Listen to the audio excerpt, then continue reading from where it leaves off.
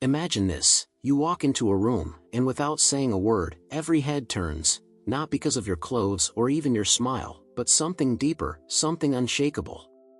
What if I told you the key to this magnetic presence isn't in fleeting trends or clever lines, but in timeless principles refined over 2,000 years? These are the same principles that gave emperors the strength to lead nations and philosophers the power to inspire generations. Today, we're unlocking 7 Stoic habits that don't just elevate your character, they make you irresistibly magnetic. And here's the secret: it's not about trying to impress her. It's about mastering habits so rare and powerful that she can't help but notice. This isn't about tricks or manipulation. It's about transforming how you see yourself, and in turn, how the world responds to you. Welcome to Stoic Bond Mastery, where ancient wisdom meets modern transformation. Here, we take Stoicism's timeless teachings and turn them into practical tools to conquer today's challenges. Whether you're navigating relationships, striving for personal growth, or building unshakable confidence, this is your guide to mastering the art of living. Ready to unlock ancient wisdom and transform your presence into power? Let's dive in. Number 1. Mastering emotional control. Emotional stability isn't just a skill, it's a superpower. In a world full of reactive people, staying composed sets you apart as someone dependable and unshakable. The ancient Stoics understood this. Marcus Aurelius, the Roman emperor and philosopher, practiced emotional control by observing his emotions without letting them dictate his actions. He called it the inner citadel, a fortress of calm within, untouchable by external chaos. Imagine being so centered that no insult, rejection, or unexpected event could shake you. That's the strength emotional control gives you. Marcus Aurelius, ruling one of history's largest empires, faced betrayal, war, and political strife daily. Yet, he paused, reflected, and wrote, "You have power over your mind, not outside events." Realize this, and you will find strength. Now think about your own life. How often do you react impulsively, snapping in frustration or letting a minor inconvenience ruin your mood? Every time you lose control, you give away your power. Emotional control reclaims it. How to build emotional control? Journaling. Spend 10 minutes daily reflecting on your emotional triggers. Ask yourself, what upset me today? Was my reaction helpful? What could I do differently next time? Pause before reacting. When emotions bubble up, take a deep breath and count to 3. Ask yourself, is this worth my peace? Most often, it's not. Mastering emotional control doesn't suppress feelings, it helps you understand and own them. This habit builds resilience and makes you magnetic. People, including women, are drawn to those who stay steady in the storm. Number 2. Practicing gratitude. Gratitude isn't just about saying thank you. It's a mindset, a way of seeing the world. The Stoics, like Seneca, knew its power. He wrote, "True happiness is to enjoy the present, without anxious dependence on the future." For Seneca, wealth wasn't possessions but perspective. Imagine living with the mindset that what you already have is enough. It shifts your energy from yearning to contentment, an energy that others feel and are drawn to. Instead of complaining about what's missing, focus on what's going well: a kind coworker, a beautiful sunset, or simply waking up this morning. How to practice gratitude? Start each day by writing 3 specific things you're grateful for. For example, I'm grateful for the energy to take a morning walk. When negativity creeps in, name one thing you're thankful for in that moment: a warm cup of coffee, a friend's support, or even the breath in your lungs. Gratitude transforms your inner world and radiates outward. It projects confidence, warmth, and contentment, traits that are irresistibly magnetic.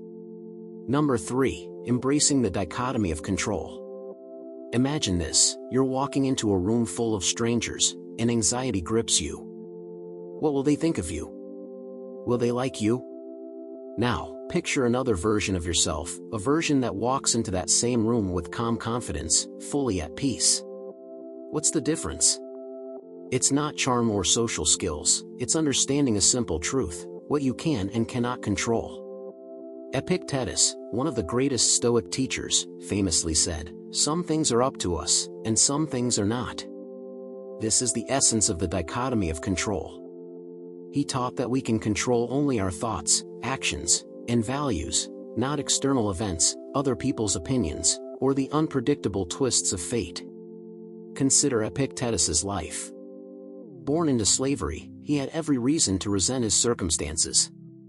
Instead, he focused on mastering his inner world. He let go of what he couldn't control, his master's actions or societal position, and devoted himself to cultivating wisdom, resilience, and virtue. By focusing on what was within his power, he freed himself from anxiety and frustration, letting go of others' opinions. Now, let's bring this into a modern context. Have you ever stressed over someone's opinion of you? Maybe it's a colleague, a friend, or a romantic interest. You replay conversations, analyzing every word and gesture. But here's the truth, you cannot control their thoughts. You could say the perfect thing and still fail to influence their opinion. The only thing within your control is how you show up, authentically and with integrity. Imagine the weight lifted off your shoulders if you truly embraced this idea. Instead of worrying, you'd focus on being the best version of yourself, letting the rest unfold naturally. That kind of self-assurance? It's magnetic. Here's a practical exercise. Draw two circles, one inside the other. In the inner circle, write what you can control, your reactions, effort, and mindset. In the outer circle, list what you cannot control, others' opinions, outcomes, or even the weather. Spend a moment reflecting. By visually separating your worries, you'll see where your energy is best spent. Imagine the mental space you'd free up by focusing solely on your inner circle. Make this a daily practice. The next time you catch yourself spiraling into worry, pause and ask, is this within my control? If the answer is no, let it go.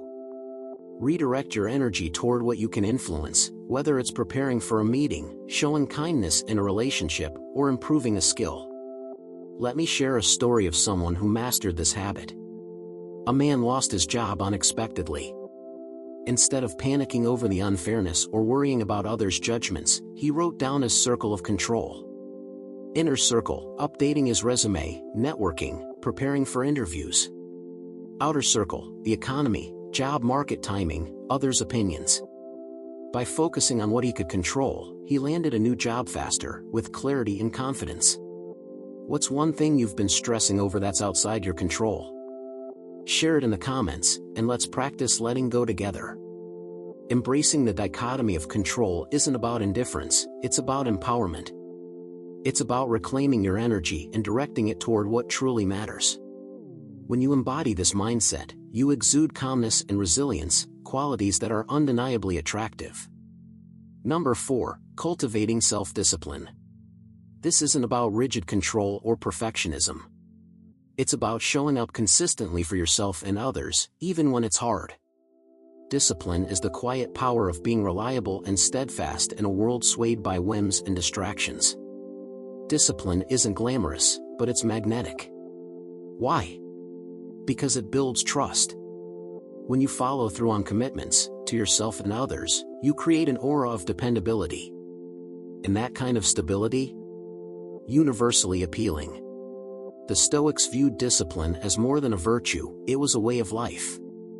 Marcus Aurelius, as emperor of Rome, faced endless challenges, wars, politics, and personal loss. Yet, he committed to a disciplined practice of journaling daily.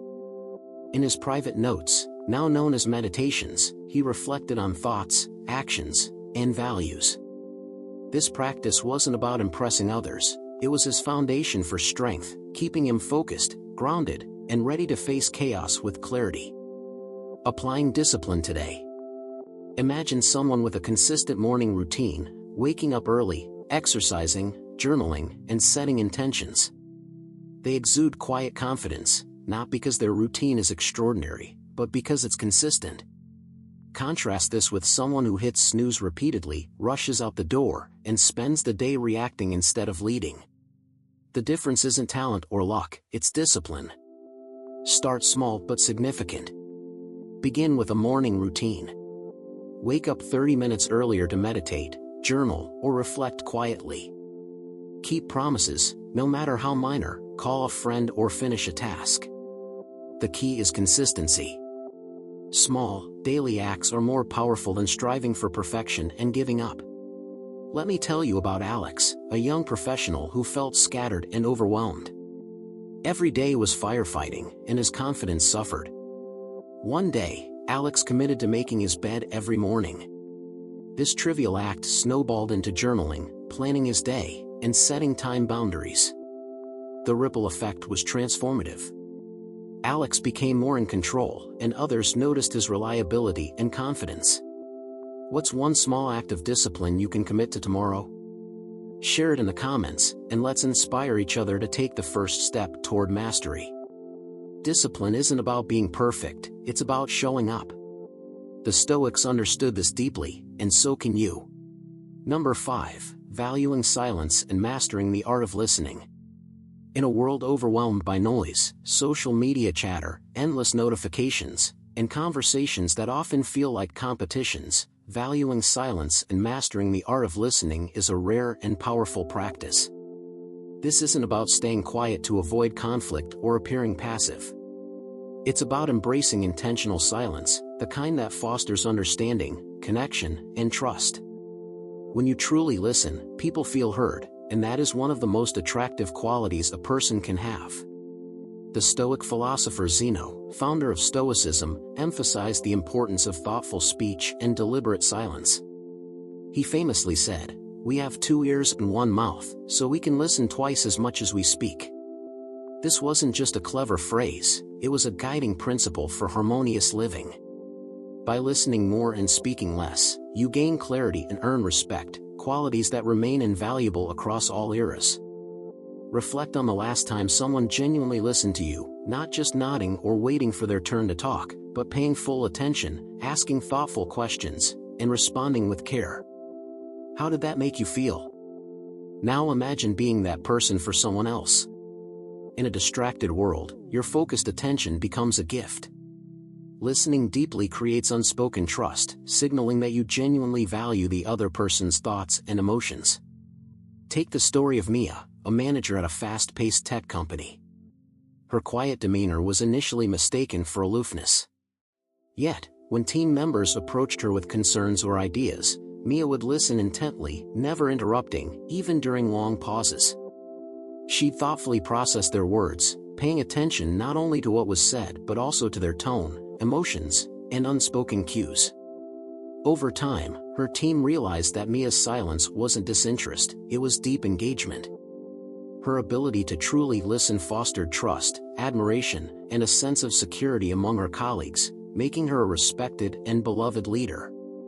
So how can you adopt this Stoic practice?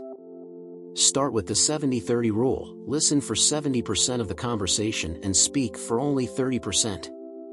Here's how. Pause before speaking. When someone finishes talking, resist the urge to jump in immediately. Take a moment to reflect, showing you've genuinely processed their words.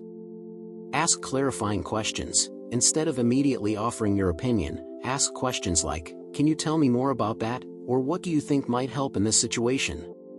Resist shifting focus. Avoid the temptation to steer the conversation back to yourself. Let the other person remain at the center. Next time you're in a conversation, challenge yourself to listen more and speak less. Let us know in the comments how this approach transformed your interactions. Number 6. Living with purpose. Living with purpose isn't about chasing fame or fortune, it's about aligning your life with the values that matter most to you and contributing to the world in a way only you can. Purpose is magnetic. People are naturally drawn to those who live intentionally, with a clear sense of direction. Purpose not only signals confidence and resilience but also inspires others, making it one of the most attractive and empowering qualities you can embody. The Stoics believed that a meaningful life was grounded in purpose and contribution. Marcus Aurelius, the Roman emperor and Stoic philosopher, asked, "What is your vocation?" To be a good person. For the Stoics, living with purpose wasn't just a personal endeavor, it was about fulfilling roles and responsibilities for the greater good. Consider two people, one drifts through the day aimlessly, scrolling through social media, while the other begins their day with intention, working on meaningful goals, whether it's improving health, advancing a career, or volunteering for a cause. Who exudes more magnetism? Purpose gives you an undeniable aura of determination and confidence that captivates others. Take the story of Aaron, a high school teacher who initially struggled to find fulfillment. Overwhelmed and questioning his impact, Aaron stumbled upon the writings of Marcus Aurelius. Reflecting on his purpose, he asked himself, "Why do I teach?" The answer wasn't just about covering curriculum, it was about inspiring young minds and helping students realize their potential. With this renewed purpose, Aaron began infusing passion into his lessons and mentoring students beyond the classroom. The transformation was profound. His students admired him, his colleagues respected him, and Aaron himself found fulfillment he hadn't experienced before. So how can you align your life with purpose? Start with these steps. Set aside quiet time, reflect without distractions. Grab a notebook and ask yourself, what do I value most? What kind of person do I want to be? What contributions do I want to make?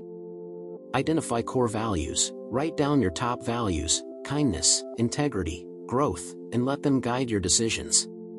Take daily aligned actions, choose one small, meaningful action each day that reflects your values. For instance, if you value learning, commit to 20 minutes of reading. If you value kindness, reach out to help someone. Purpose isn't about grand gestures or instant transformations. It's about small, consistent actions that align with your values. When you live with purpose, your energy inspires those around you. Your actions create ripples that extend far beyond what you can see. So, what's one meaningful goal you've been putting off? Identify a small step you can take today to align your life with it. Start now, and watch as your sense of purpose not only enhances your life but inspires others to pursue their own. Number 7. Practicing self-respect. When you respect yourself, you set the standard for how others should treat you. More importantly, you attract people who value you for who you truly are. Self-respect is the foundation upon which all other habits rest. Without it, emotional control, gratitude, or a sense of purpose cannot have a lasting impact. Why?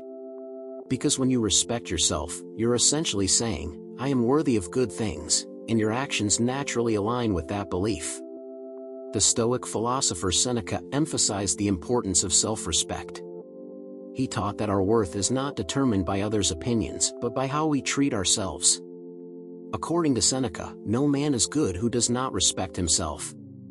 This means that if you don't honor your own values, boundaries, and needs, others are unlikely to either.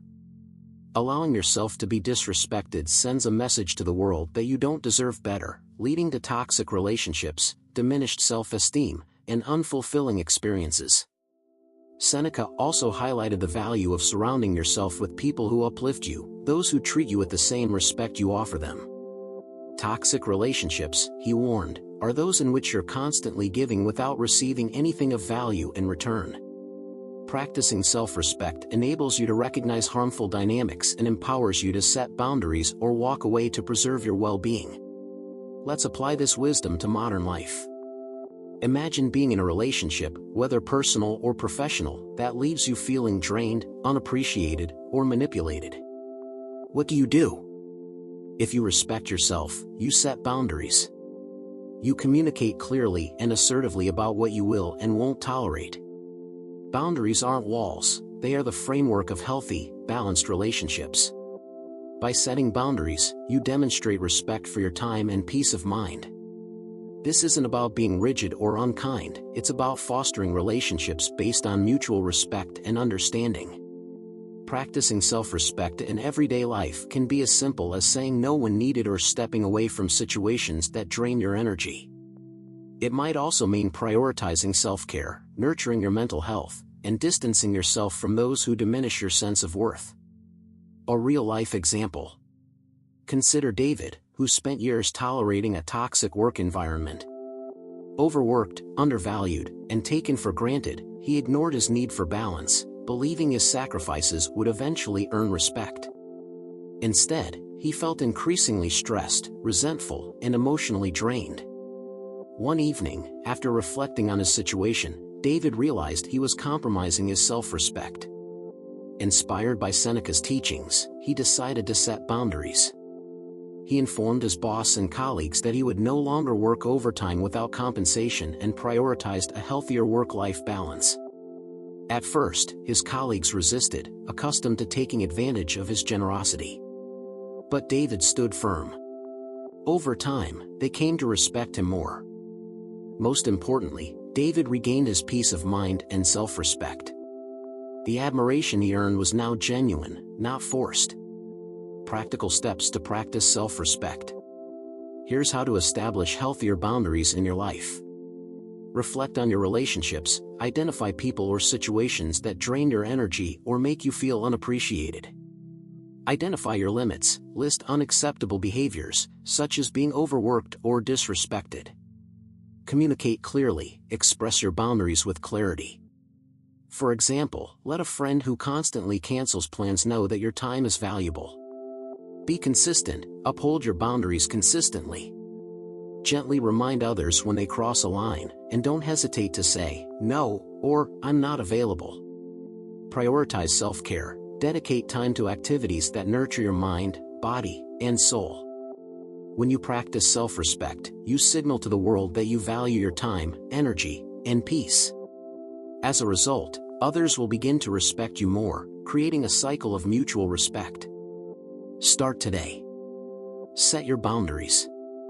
Treat yourself with the respect you deserve, and watch your relationships and your life transform. Thank you for watching. If you enjoyed this video, please like, subscribe, and share it with someone who could benefit from these insights. Check out my other videos linked on the screen. See you next time.